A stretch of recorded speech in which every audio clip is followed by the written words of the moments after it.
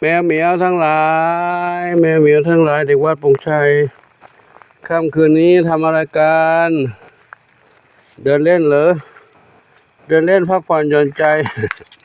ยามค่ำคืนแล้วปู่ขอมาเช็คความเรียบร้อยก่อนเนาะเมื่อกี้ตอนเย็นก็ไล่จับกระต่ายกว่าจะเข้าบ้านได้เขามุดออก มุดออกมาจับเข้าไปแล้วพอเจอช่องแล้วเขามุดเก่งมากกระต่ายก็อยู่ปลอดภัยแล้วเดี๋ยวค่อยหาวิธีทำสถานที่ให้ปลอดภัยกว่านั้นอีกหน่อยนึงเขามีความสามารถมากเลย สามารถมุดออกมาช่องนั้นได้แล้วก็ดูน้องเหมียวด้วยน้องเหมียวเก่าที่ไม่มีปัญหาอะไรเนาะแข็งแรงกันดีแข็งแรงกันดีนี่น้องเทาน้องขาวเทาก็เข้ากับเพื่อนพี่ๆก็ได้หมดแล้วไม่เป็นไรนั่งอยู่นี่เล่นด้วยกันได้เนาะทำงานเรียบร้อยแล้วทำงานเรียบร้อยไม่มีปัญหาอะไรเลยอารมณ์ดีด้วยวิ่งจอกล้อกันไปหยอกล้อกันมาดำสนิทขาวเทาก็ดำสนิทยังขี้อายอยู่ ยังขี้อายอยู่พอหิวข้าวก็อ้อนเหมือนกันขบวนนู้นใครขบวนนู้นเท่าเล็กบอกกินข้าวแล้วไม่สนใจแล้วอยู่ข้างบนสึกกว่าไม่ต้องกลัวใครกวนนะเรื่องกลัวใครกวนทางนี้น้องอะไรนี่ลูกน้องโชคทวีทรัพย์ก็ไม่กลัวใครแล้วอันนี้คือหนวดพี่หนวด แม่หนวดแม่ดำหนวดกับลูกสีหน้าส้มอยู่นู่นอันนี้น้องสามสีนวลนี่น้องบุญสมอยู่ด้วยกันตรงนี้เนาะค่ำแล้วคงยังมองไม่เห็นทุกเหมียวไม่เป็นไรเนาะเดี๋ยวไปดูน้องเหมียวในนั้นก่อนเหมียวที่ไม่ค่อยสบายคือน้องเจดีกับน้องเฮงกินข้าวก็ไม่ได้กินได้กันน้ำกินแล้วอ้วกออกมาถ่ายเหลวด้วยดูสังเกตเห็นในกระบะทรายด้วยนะถ่ายเหลวไม่มีก้อนเลยนะก็เขาผิดอาหารเนาะก็แต่ก่อนเราไม่รู้เขากินอาหารชนิดไหนน้องปูกับอาหารที่มีอยู่นี่แหละทั้งอาหารเม็ดทั้งอาหารเปียกให้เขากินก็รู้สึกว่าเขาจะผิดอาหารอันนี้น้องอะไรลูกอะไรนี่น้องเจดีก็อยู่ใกล้กันที่ได้อยู่ใกล้กันก็เริ่มมีอาการเหมือนกันทีนี้เลยแยกมาอยู่คนละบ้านแยกมาอยู่คนละห้องแยกอยู่คนละห้องตรงนี้เนาะแยกอยู่คนละห้องแล้วก็เอาน้องสุพรรณษาไปอยู่อีกที่หนึ่งแล้วสุพรรณษาไปอยู่ห้องเดิมตรงนู้นเนาะอยู่ตรงนู้นเพื่อจะได้เขาได้อยู่ปลอดภัยไม่ต้องไปกลัวติดเชื้อกันเนาะกระต่ายน้อย กระต่ายน้อยจอมซนแต่เริ่มจอมซนผมพูดว่าเหมียวก็ซนแล้วนะกระต่ายซนก็เหมียวอีกกระโดดโลดเต้นตุ๊บกินก็เก่งอาหารแม่ก็จะหมดแล้วเนี่ย อาหารแม่ก็จะหมดแล้วกินผักด้วยกินอาหารแม่ด้วยกินเก่งด้วย แล้วก็มุดออกด้วยมุดเข้ามาในออกข้างในนี่ยังดีเนาะถ้ามุดออกไปข้างนอกนู่นเจองูเหลือมแน่เลยงูเหลือมอยู่ข้างนอกนู่นน่ะ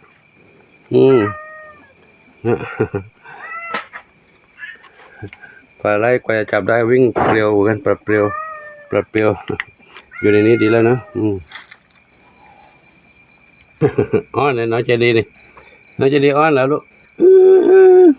เจดีเขาเป็นผู้ชายน่าจะเริ่มติดสัตว์นะน่าจะเริ่มติดสัตว์อยากจะผสมพันธุ์กลางคืนร้องเงาทั้งคืนเลยร้องเงาทั้งคืนเลยนะขอให้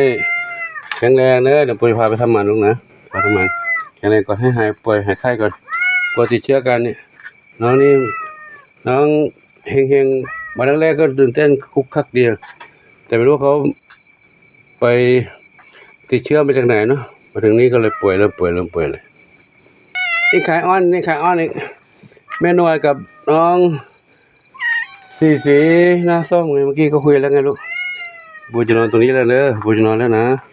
ขอเช็คเมืองเหมียวก่อนแล้วก็แจ้งข่าวด้วยพรุ่งนี้6 โมงเช้าหลวงปู่ไม่ได้บิณฑบาตนะทุกครั้งจะบิณฑบาตตี 5 ครึ่งพรุ่งนี้เช้าตี 5 ครึ่งก็จะต้องเดินทางไปร่วมงานกับท่าน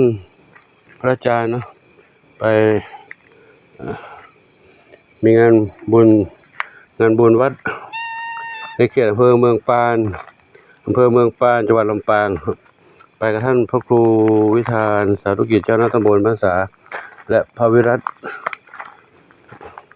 เป็น3 รูปโดยรถวิญญาณสายันจอดกุญแจออกจากวัดโป่งชัยที่5:30ถึงวัดบ้านแป้น6 โมงแล้วเดินทางไปเขาก็มีงานตอนเช้าแล้วก็ไปเยี่ยมพระผู้ป่วยด้วยมาด้านนี้น้องบุญชัย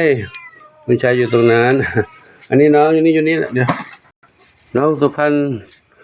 รณษาภาษาขี้อ้อนกินข้าวแล้วก็นอนตรงนี้ลูกนะนอนคนนี้นะลูกนะอยู่ใครไม่ได้ลูกเขาเป็นป่วยเป็นไข้เป็นไอกันลูกไม่ใช่เป็นไข้เป็นไอเขาเป็นโรคท้องร่วงท้องเสียโอ้ยอ้อนหลวงปู่ทำไมเข้ามานี่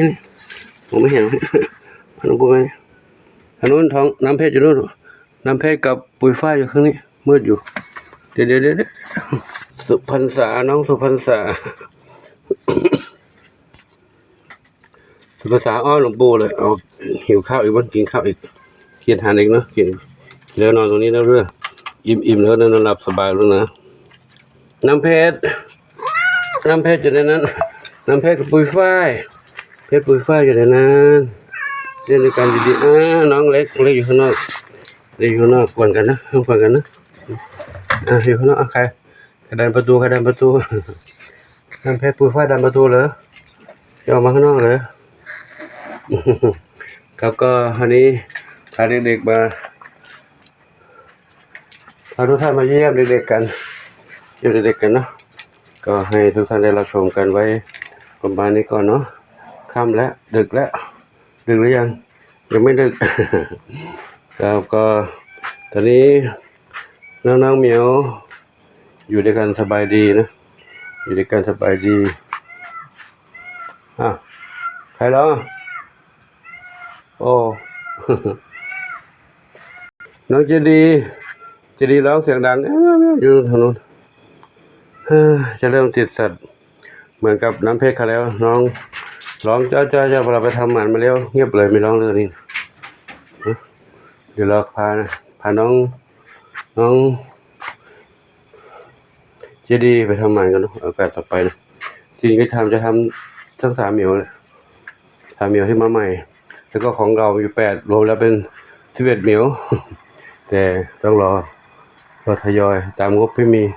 ทีนี้เราไม่พอแล้วก็อาหารการกินก็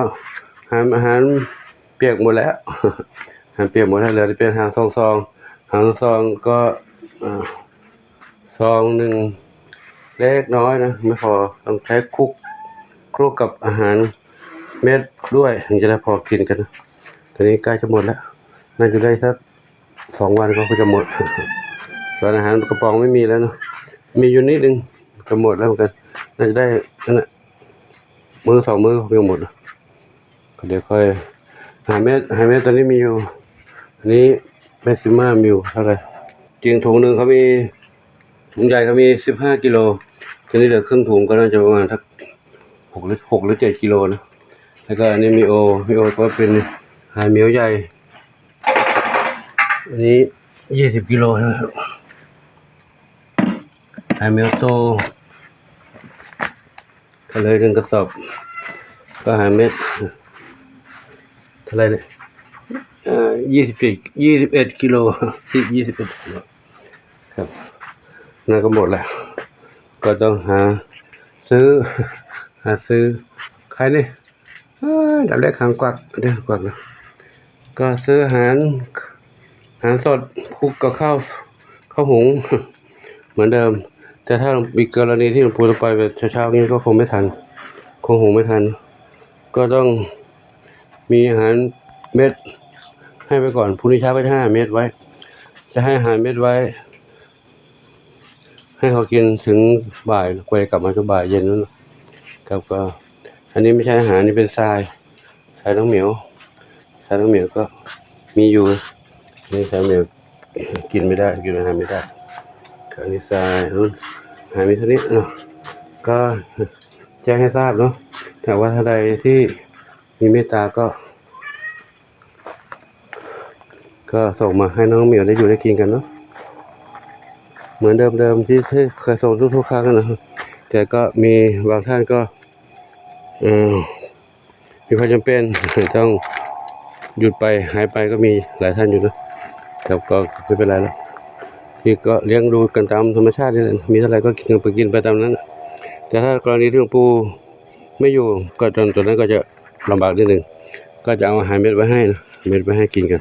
ก็ก่อนโมทนาสาธุถ้าหลวงปู่อยู่ไม่มีปัญหาหลวงปู่ก็หุงข้าวซื้อหมูซื้อไก่มาต้มมานึ่งให้เขาคลุกข้าวให้เขากินได้ครับก็ขอโมทนาสาธุสำหรับค่ำคืนนี้ขอยุติไว้ที่นี้ก่อนนะขอโมทนาสาธุขอบุญกุศลทั้งหลายจงอำนวยพรให้ทุกคนท่านพบความสุขความเจริญมีความสุขกายสุขใจสมปรารถนาทุกการทุกคนทุกท่านเถิดพรุ่งนี้เช้าไม่ได้บิณฑบาตน้องเจนแจงกับน้องบุญหลวงก็ไม่ได้เจอนะไม่ได้เห็นในคลิปเนาะน้องเหมียวก็ไม่ได้เห็นคลิปตอนเช้าเนาะก็เห็นคลิปนี้ คลิปนี้วันนี้แทนพรุ่งนี้ไปด้วย เพื่อพรุ่งนี้ไปด้วยเลยก็จะกลับมาช่วงบ่ายๆเย็นๆนู้นเนาะก็ขอโมทนาสาธุอายุวันโนสุขังพระลังเจ้าเหมียวเดี๋ยวนอนได้ลูกเด้อปู่จะได้พักผ่อนแล้วลูกนะค่ำแล้วลูกเด้อขอโมทนาสาธุแล้วพบกันใหม่คลิปต่อไปช่วงนี้มีสุขสาธุ